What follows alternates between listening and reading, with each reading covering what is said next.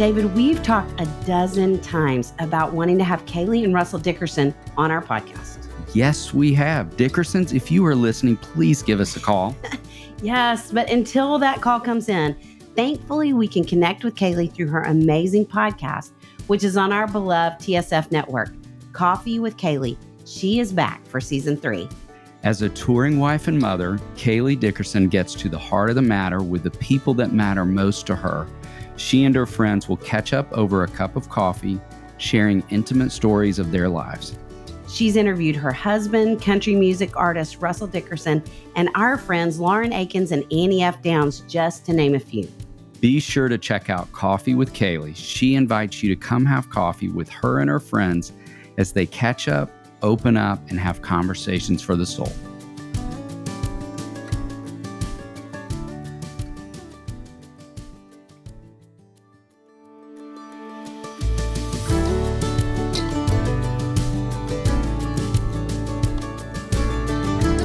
Hey friends, welcome to the Raising Boys and Girls podcast. I'm Sissy Goff. And I'm David Thomas. And I'm Melissa Trevathan. And we're so glad you've joined us for this conversation.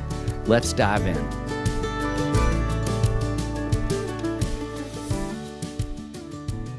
We're back. We're back. Stage 2. We're just going to camp out here for a long time.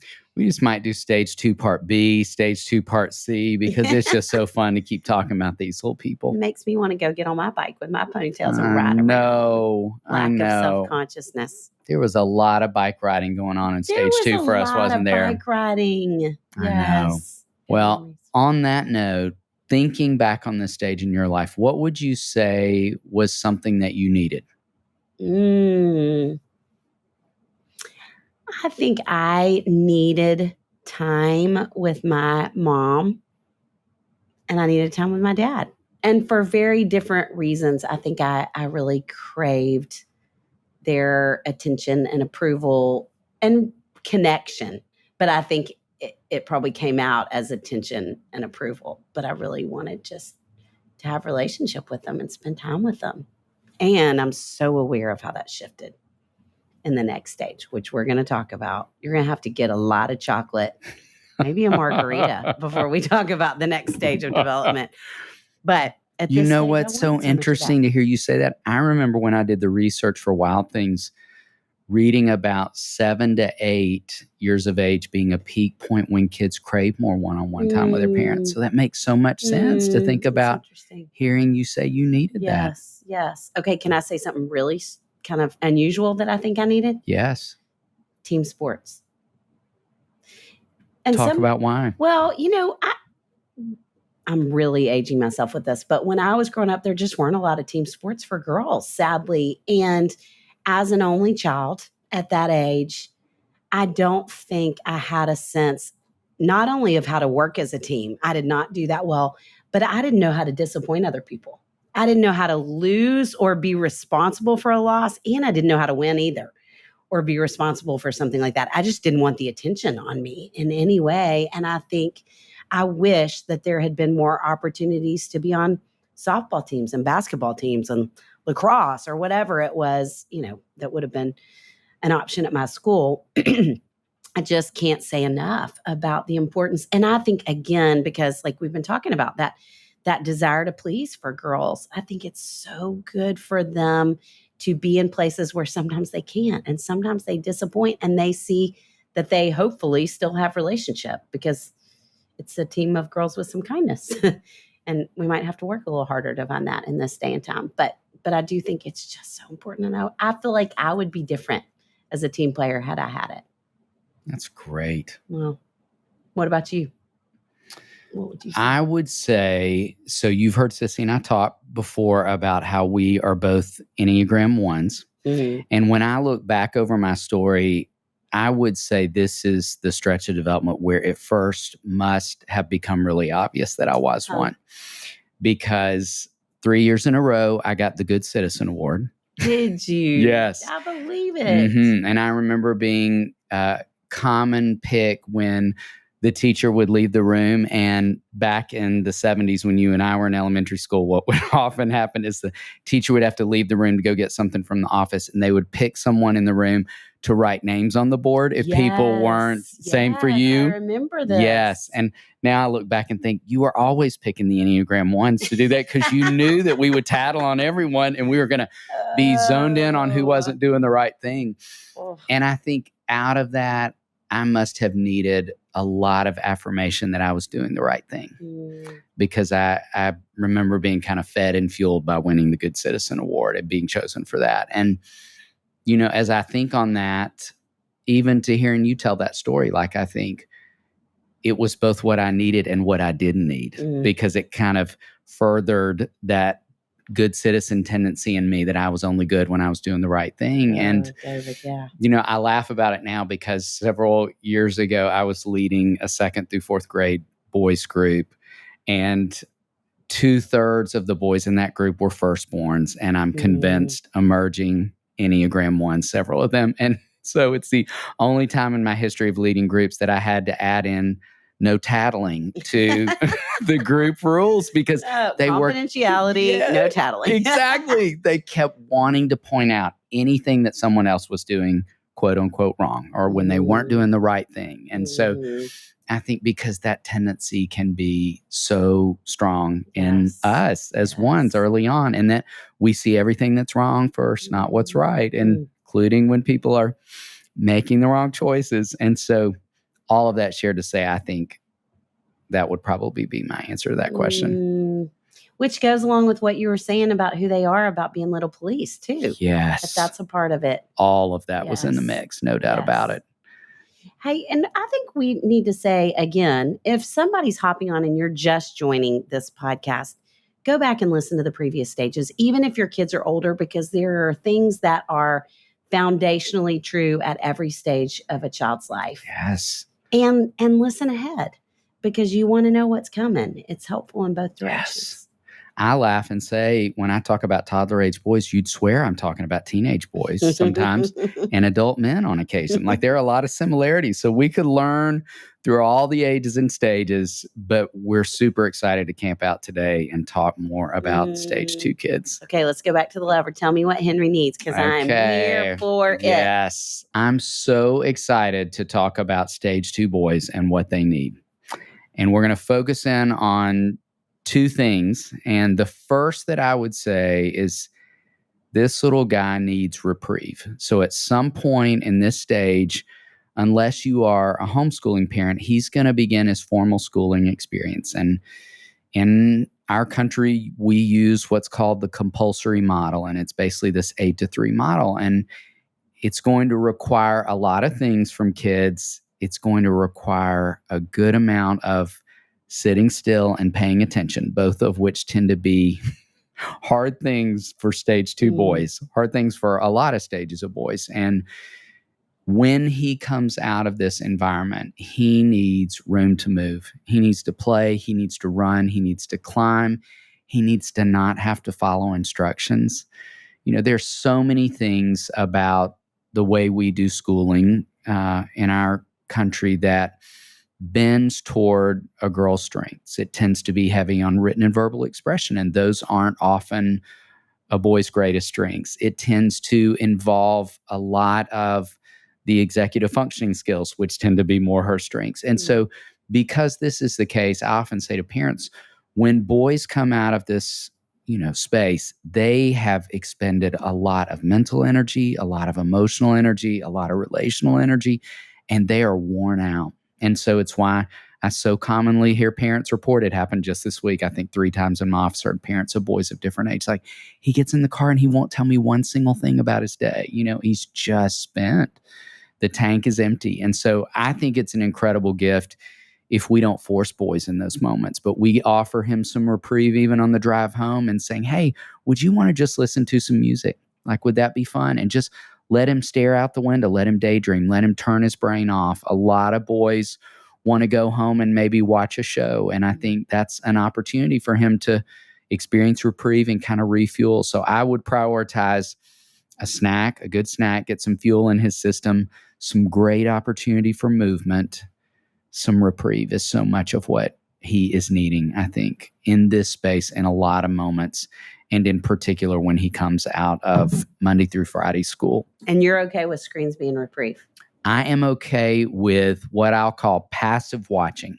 So I would love for him to not come home and immediately get on some video games. That wouldn't be my preference. But watching a show, when we've kind of studied kids' brains, watching a show is way different than interacting with video games, passive versus active watching. And so I would say I think that's a whole different experience with screens. In addition to, I think it can be, as we talk about, a really neat connecting points for parents to watch a show with them and have a conversation about it. And so there's just so much, I think, opportunity when we're watching shows and movies with kids than they're just plugged into a video game on their own or have a headset on. So I would say think on that.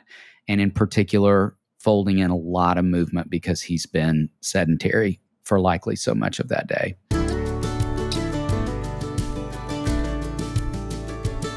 David, I heard recently that once you pass your 40th birthday, you can't lift furniture and help people move anymore.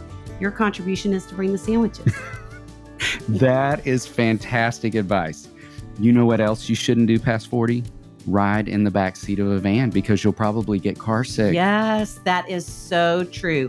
But some people get car sick in the front seat. I'm one of those. Have you ever had to pull over because someone was car sick? Thank goodness for Relief Band. You know, I've been raving about Relief Band since I went on a cruise and didn't get seasick. I remember. It is the #1 anti-nausea wristband that quickly relieves and effectively prevents nausea and vomiting associated with motion sickness, anxiety, migraines, hangovers, morning sickness, chemotherapy, and so much more. Relief Band is natural, fast-acting, and will last as long as you need it. It's 100% drug-free, non-drowsy, and has 0 side effects. Relief Band has an A+ Better Business Bureau rating and over 100,000 satisfied customers, so they are a brand you can trust. And Relief Band makes a great gift for the nausea sufferer in your life. I think I'm going to put one in everyone's stocking this year for travel or trips. That is a great idea. Right now, Relief Band is running their biggest sale of the year for Black Friday. So head over to reliefband.com to receive 20% off your purchase, plus free shipping. That's ReliefBand.com for 20% off, plus free shipping.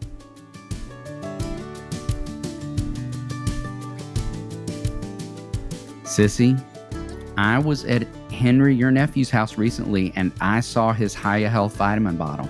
He loved decorating that bottle. He asked me if I took my vitamins. Of course he did. I told him I 100% did and that Hiya vitamins were my favorite.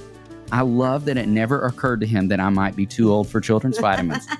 Typical children's vitamins are basically candy in disguise, filled with 2 teaspoons of sugar, unhealthy chemicals, and other gummy junk growing kids should never eat. That's why Hiya was created, the pediatrician-approved superpower chewable vitamin.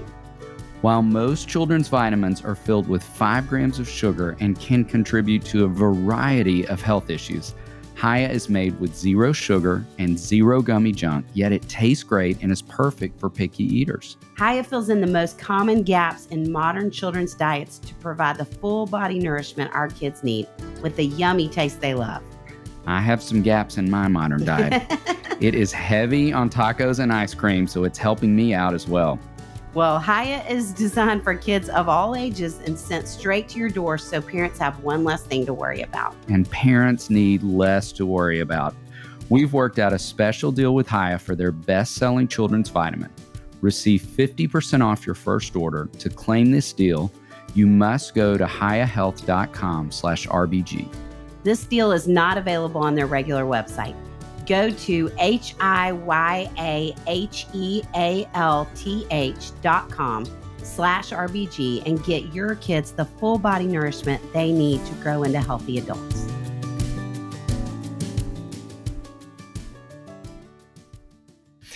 And I would say, secondly, I think he needs regulation. He struggles to regulate often in all the ways. He struggles to regulate his body. I talked this week with a set of parents whose son, the report from his teacher is he's handsy in the hallways. I get a lot of those stories. Handsy in the hallways. I bet you don't get quite as many of those stories with girls, do you? No, but I do want to say, as you're starting this, that that girls who have attention hurdles are going to fall much more in line with where you're headed with boys. Yeah. And so I feel like if you have a daughter who's got some attention challenges, I want you to really lean into what David's saying, because they're a little handsy in the hallways. Oh, yes. Yeah.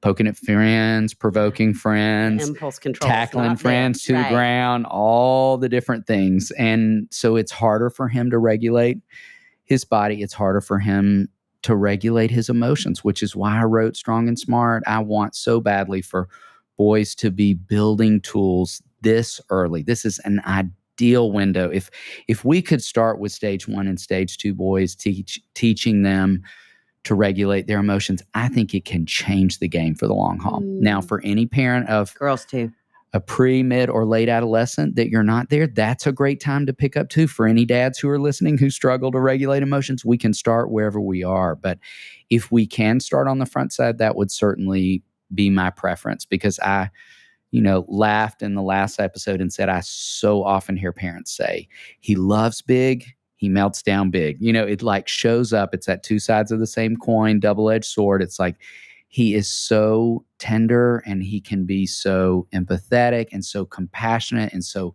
loving. And then on the other side, he can have these enormous meltdowns as well. And so it's, early into the journey, helping boys feel this sense of, I can have more control over my emotions and they have control over me. And so that's why I really wanted so much to put Strong and Smart out as a resource for what I hope parents will do is read with boys and go through. That's so much of what I've heard you talk about with Braver, Stronger, Smarter too, because I think it anchors us to common language and common practices. And then I would say back to screens, he struggles greatly to regulate with screens. It's why I so often hear parents say, like, he loses his mind when I say it's time to turn off. When is he going to know he's had too much? And I just don't think as boys' brains are developing, they reach that point early of knowing, you know what, I think my brain's kind of turning to mush. I think I should turn the video games off right now. So we're going to have to help him set those healthy limits when he does have opportunities to interact with screens, because he can't regulate well. Now, the long game is training him in the direction of being able to do that for himself, but that's not something he can do well on the front side of development. So it's why we've got to put those limits in place, and why we talk so often about the good decision of giving kids a contract when they get a device. So when they get their first iPad or their first gaming system, that comes with a really basic short contract that just kind of outlines, here's what responsible use looks like, and here are the consequences if you don't use that responsibly. And so would strongly recommend you think in moving in that direction for this amazing little guy who's going to struggle to regulate. What would you say about girls? That's all so good. Such great reminders, David.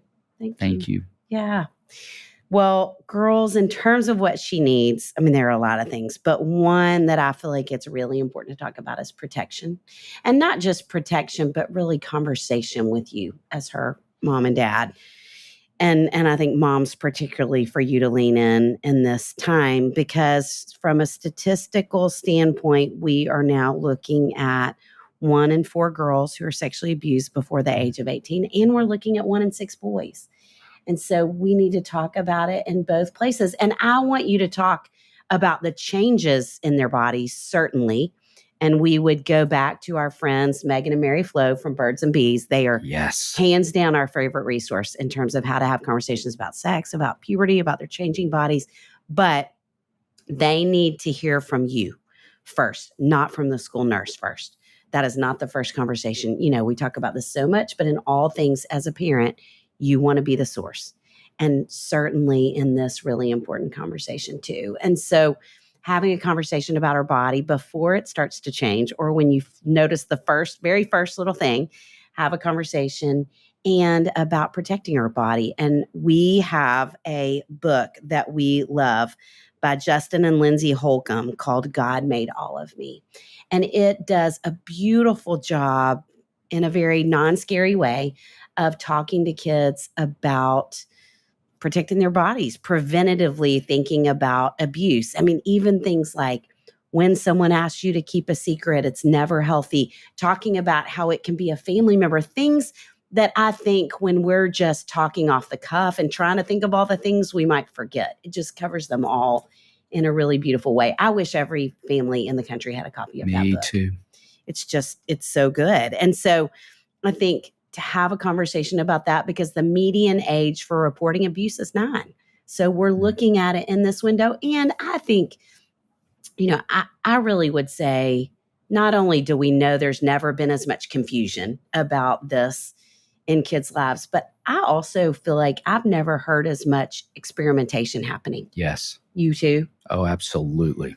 And so thinking about, as you're having conversations like this, I think it's a great policy to always have open doors. Yes. When you have kids who are playing together, same or opposite gender, it does not matter. But I just think we want to do everything we can to set them up to be safe, to be confident in choices, to be confident in their response to others, to know that we've got their back.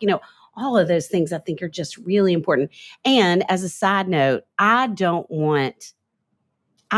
really wish that before a girl hit the age of 16, way before, every girl took a self-defense course somewhere. Because I'll never forget a girl that I met with who was at a high school football game going to the bathroom, and someone pushed her in this public setting up against a fence and molested her. And she said the same story I have heard every single time of, I felt paralyzed. And I think there's something about taking a course like that, you may still feel paralyzed, but you know what to do. And I think just the fact that you know what you can do somehow feels empowering, and it can help you not get to that place emotionally that feels so paralyzing. So those would be big recommendations for me in terms of protection and conversation. And then, I really wish we had time to talk about more than 2 things, but we don't. But perspective is a big one, which I talk a lot about for girls in Are My Kids on Track, that it just feels so important. But I think we need to talk about in this day and time, grace. And there is a quote from a book that we love, and a psychologist who's going to be on our podcast soon that we are so excited about, Leonard Sachs.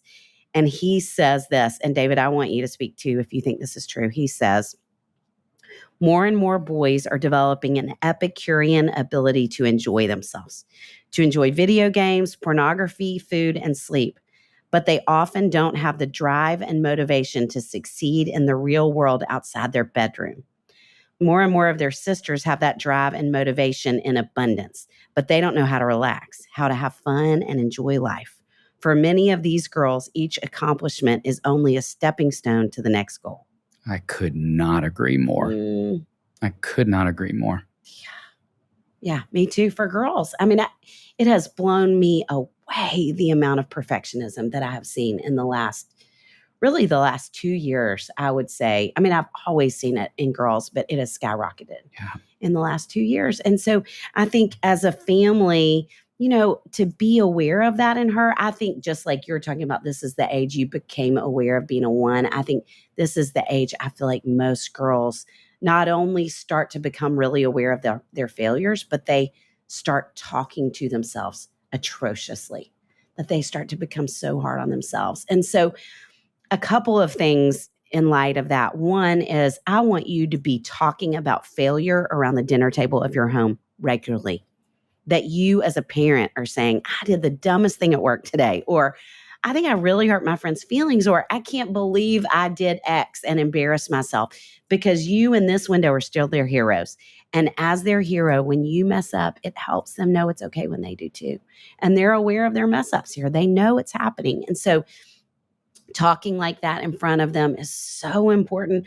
I want you to do things like, I want you to spill something on the table. I want them to see you fail. And in fact, I have started telling families, I want you to go do something as a family that no one can do well together. And not only that, I want you to go to a batting cage if you're not as athletic of a family. I want you to go paint pottery if you're not as creative. I don't care what it is. Find something you can do together. And I want them to watch you struggle. And I want them to watch you laugh at yourself when you do, because I think that's such an important part of it, that just that simple act of, I talk about in the Worry-Free Parent, practicing more oops than shoots. And that sense of, it's just not that big of a deal. I think for perfectionists, that is not in our DNA. It's not that big of a deal when we mess up. And man, I think the heartache, the emotional pain, the anxiety that we could help kids avoid if we can get to, we all mess up and we can laugh at ourselves in the process because we are still who we are. We are still loved. None of that changes when we make a mistake. And so I want you to do things together, struggle, fail, laugh at yourself in the process, laugh together, let your kids laugh at you sometimes and laugh when they do. All of those are such huge gifts for them.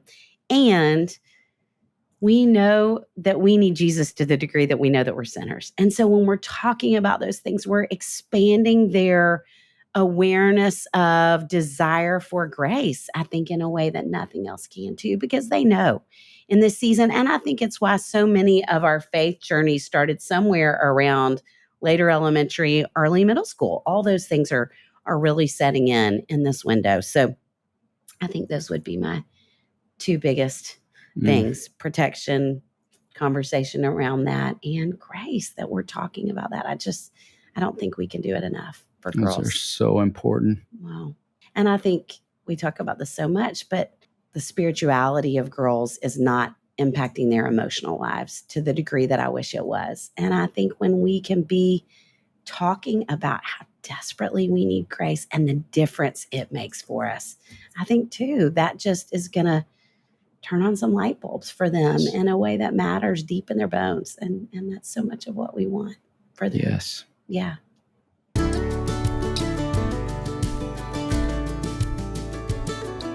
David, last weekend we had 2 connecting flights, which translated to 0 time to get food during a long travel day. And I get hangry easily. You kind of do. Yes. But thank goodness AG1 sponsors our podcast, and we had some individual packets with us. I love those individual packets we throw in our backpacks. They are so easy to mix with water or a smoothie, and you've got nutrition on the go. I can tell a difference when I use AG1, even in my energy level. That's because AG1 is a foundational nutrition supplement that supports your body's universal needs like gut optimization, stress management, and immune support. Since 2010, AG1 has led the future of foundational nutrition, continuously refining their formula to create a smarter, better way to elevate your baseline health.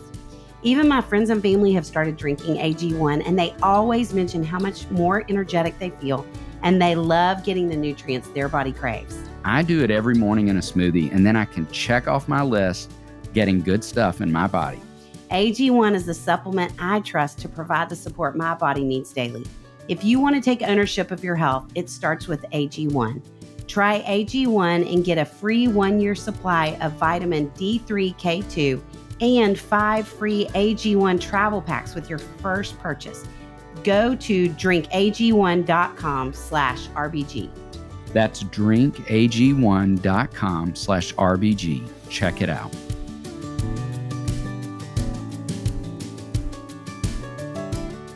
Sissy, I don't mean to brag, but I do feel the need to point out that Oprah and I have several things in common. Well, I've never heard you say that before, David. Tell me what those things are. We are both from Tennessee. We both love to read books. We both have a friend named Gail.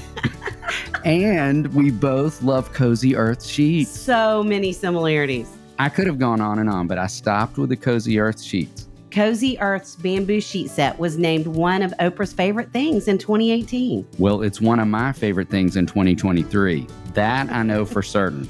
David, did you know that Cozy Earth's best-selling bamboo sheet set is not just incredibly soft, but also temperature regulating? It is one of my favorite things. These sheets are helping my marriage. Connie likes her side of the bed to be like Florida in July, and I want my side to feel like Colorado in January. I cannot get it cool enough. I love how Cozy Earth's linen collection adds a breezy, classic charm to my space. My house guests always comment on them. Well, that is so kind of you. I don't share them with my house guests, but I guess I should. Explore CozyEarth.com for the latest in bedding. From cashmere blends to timeless textures, they've got it all. Cozy Earth provided an exclusive offer for our listeners today. Visit CozyEarth.com and get up to 35% off site-wide when you use the code RAISING.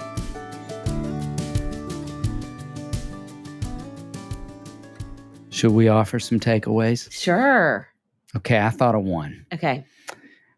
Thinking about the conversation we shared about reprieve and movement, I think one takeaway I want to challenge parents listening to consider, especially if we think about building in rhythms on the front side of development with stage 2 kids, is to think about as much movement-based connection as possible. Whether it's walking the dog together as a family, going on family hikes, going canoeing, particularly in this age of technology when kids are so drawn to screens and being sedentary. I think we can't think enough about that, where it's exercise and movement, but in the context of connection. And I don't think I've even told you this, but I have heard more stories lately. I love it when I hear this, of kids who are playing pickleball with their grandparents. Oh, and wow. I love that. That's awesome. I would on occasion hear boys talk about going to play golf with their grandfathers or maybe playing tennis with their grandmother sometimes, but I just don't hear a lot of movement-based experiences that span 3 generations. And I think last Thanksgiving, I can remember my kids in college playing pickleball with their grandfather, and I have heard countless kids, young kids, that it's a sport that they feel like they can do both with their parents and their grandparents. And I think, isn't that So fun? cool. I love that sport for 1,000 reasons, but I think that one maybe is at the top of the list. What would you say for a takeaway? Well, I think thinking about girls and what we were just talking about in terms of grace, I think so much is about to shift. In a girl's life, the change from this season to the next is definitely the most significant shift they're going to go through. And thinking about, in today's world, what I would want girls to know moving into that.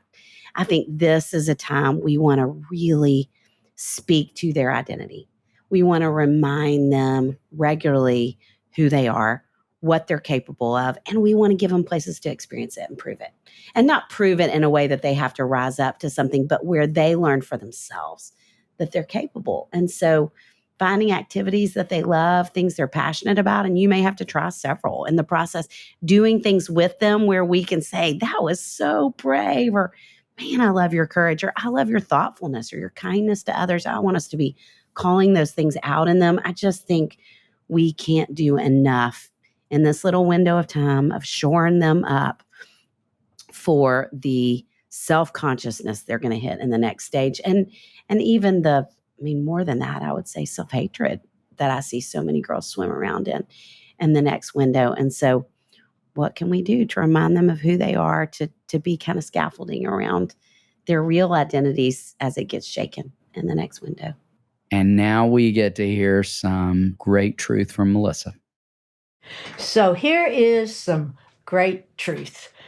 This first passage is in Romans 8:15-17, and this is from the Message. This resurrection life you receive from God is not a timid, grave-tending life. It's an adventurously expectant, greeting God with a childlike, "What's next, Papa?" It's adventurously expectant. That, to me, describes much of this age group. There's one other passage that I go to a lot with this particular age group, besides Romans 8, and all of Romans 8, I think is so great to read with these kids. But in Romans 12, verse 1, and again taken from the Message, and it says, so here's what I want you to do. God helping you take your everyday, ordinary life. You're sleeping, you're eating, you're going to school. I changed that. It says going to work, but I changed it to school.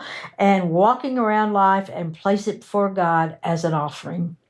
And again, all of Romans 12, as I'm sure you well know, speaks so much of what it means to live the life that God has intended for us, this free life, because of what He did for us at the cross, and because of we live a resurrected life. I really like to read Romans 8 and Romans 12 with this particular age group. I really love to teach this age. I love to think about what they need, what they want. They are so spiritually responsive. I think about times when we are at camp, and one of the first things I say to them is, okay, who gets to pray? and their hands fly up. Or I may say, turn to Romans 8:15. And they don't just casually turn to Romans 8:15 or just stare at me. They race to find it. And then they stand up to see who's the first that's found it, who can read it. And then there's the prayer that we say. I guess you would call it a prayer. It's a little irreverent at times, but it is, "Good morning, Lord. This is your day. I'm your child. Show me the way." We say that every morning at camp for this particular age group and younger. And we do it really fast, and they've made up verses to it. Or then we'll do it really slow. Or then the girls will have a part and the boys will have a part, and we'll laugh and just go up and down, acting it out. They have such passion, and they are adventurously expectant.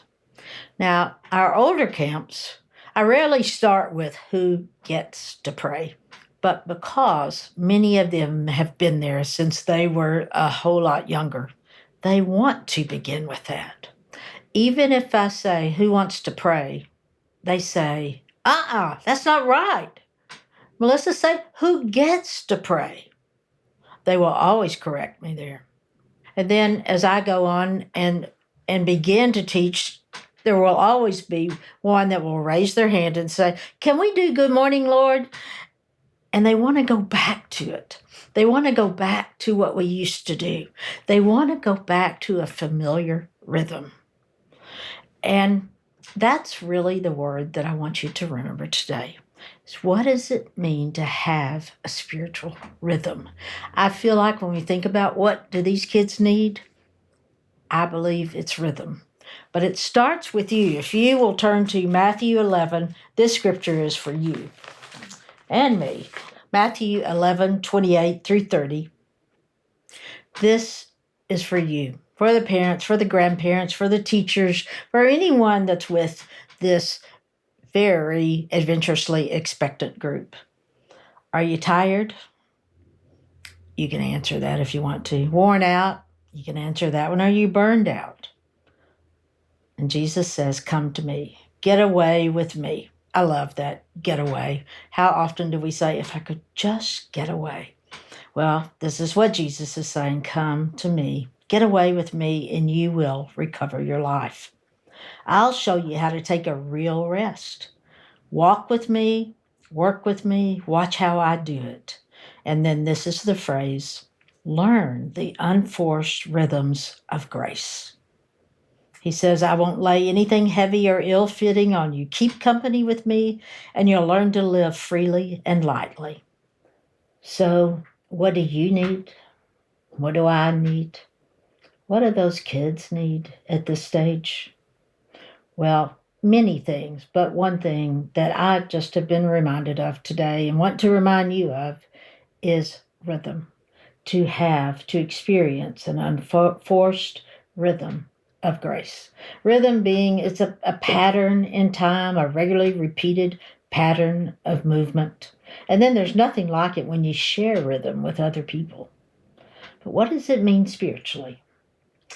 Well, I have to go back to a time when I had, and I've spoken about this a few times because it had such an impact on my life. In 1993, I had an accident. I was riding my bicycle and I was hit by something. I don't know. It was a hit and run accident. And from that, I had, among a few other things, I had a head injury.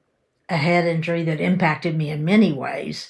How I talked, what I remembered, just my sense of rhythm. And that was one of the most frustrating things. I felt like I stumbled a lot. I couldn't dance. I wasn't great before, but I really lost my rhythm in dancing or getting back on a bicycle. Another area that I lost my rhythm in is an area that I loved so much and still do, was snow skiing. I went with a group to go snow skiing, and it was the most frustrating thing in the world. I could not get my rhythm to ski.